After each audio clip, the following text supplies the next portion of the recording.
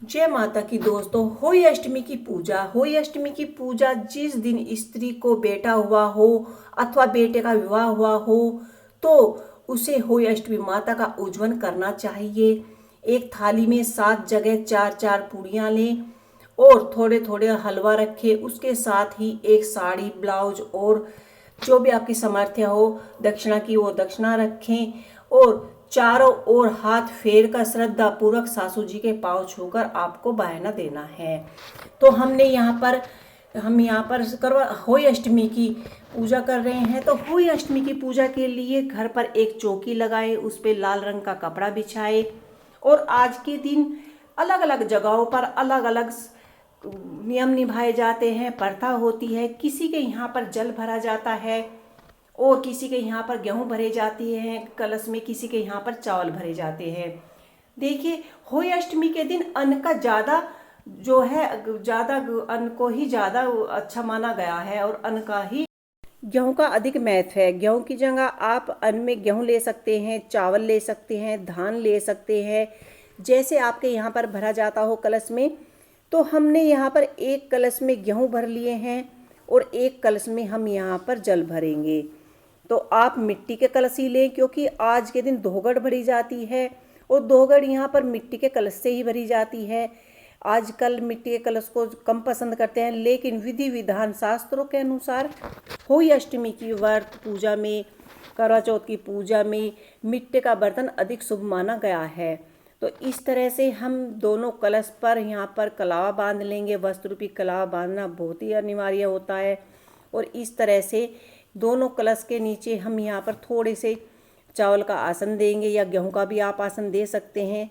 अगर फूल हो तो फूलों का भी आसन दे सकते हैं, लेकिन हमारे यहाँ पर चावल या गेहूं का ही आसन दिया जाता है। तो हम थोड़े से हाथ में गेहूं या चावल लेकर यहाँ पर आसन देंगे और उसके बाद ही अपनी यहाँ पर होली को भरकर रखेंगे। तो आप कलश को आराम से रखिएगा, कलश फिसलना नहीं चाहिए, क्योंकि कलश में वजन हो जाता है और वजन की वजह से वह दाएं बाएं को खिसक जाता है। आप चाहे तो आप इसमें नीचे जो कलश है उसमें कुछ लगा भी सकते हैं, जिससे कि हमारा कलश दाएं बाएं को लुढ़के ना। क्योंकि दीपावली के दिन ही ये कलश उठाया जाता है, उससे पहले ये कलश नहीं उठाया जाता। हमारे यहाँ पर गोवर्धन की पूजा होती है, गोवर्धन वाले दिन कलश को उठाया जाता है।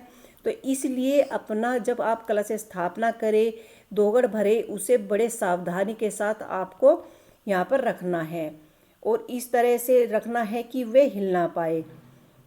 उसके बाद हम यहाँ पर एक घी का दीपक जला लेंगे। उस घी के दीपक के नीचे भी आपको गेहूं ही रखने हैं और धूप लगा लेंगे। और उसके बाद हम यहाँ पर जो आपकी सुराही है, जो मिट्टी की प्लेट आती है, उसमें आप चावल रख सकते हैं। हमारे यहाँ पर आटा रखा जाता है, तो मैंने यहाँ पर आटा ही रखा है। इसके बाद हम जल लेंगे। जल से सबसे पहले हम होली अष्टमी माता को यहाँ पर जल से शुद्ध कर लेंगे, चौकी को शुद्ध कर लेंगे। इसके बाद रोली, चंदन, कुमकुम सभी देवी देवताओं को, सभी भगवान को अर्पित करेंगे और प्रार्थना करेंगे होली अष्टमी माता से, सभी भगवानों से, कि वे आए और हमारे घर में विराजमान हो और हमें अपने पुत्र की लंबी आयु के लिए आशीर्वाद प्राप्त करें। जो हमने जल का लोटा लिया है, इसको हमको शाम को तारे को अर्घ्य देना है। तो एक लोटा भरकर आप अपनी पूजा में कहानी सुनने से पहले रख सकते हैं और फूल चढ़ाए।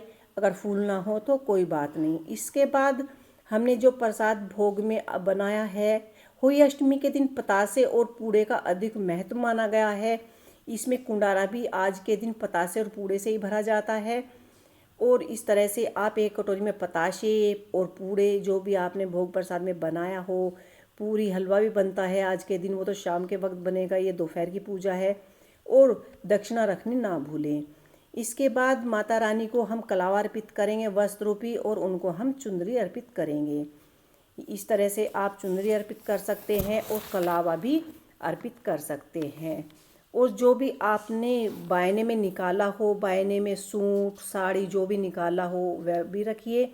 और जो शाहू माता की माला होती है, ये मेरी सास ने मुझे दी थी। हमारे यहाँ पर छोटी बहू को ऐसे दिया जाता है। तो इस तरह से आप शाहू माता लें। और जो शाहू माता हैं, इन पर भी माला पर भी बनी होती है, उनकी भी रोली कुमकुम से पूजा करें। माला आप आराम से रखें क्योंकि कलश में वजन होता है।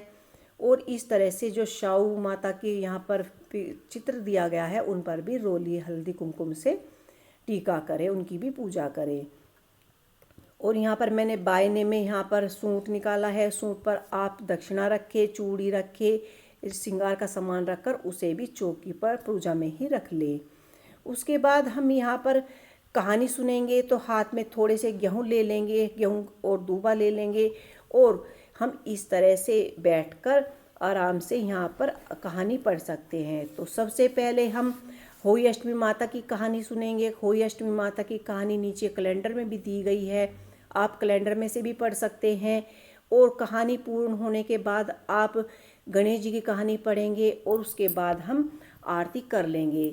और ये जो चावल हैं इन्हें अपने पल्लू में बांधकर शाम को तारे को अर्घ्य देने के लिए हम इन्हें रख देंगे। शाम को इन्हीं के साथ अर्घ्य दिया जाता है। और हम माता रानी से, होली अष्टमी माता से प्रार्थना करेंगे कि वे हमारे बेटे की दीर्घ आयु दे और हमेशा उनका जीवन सुखमय बनाए रखे।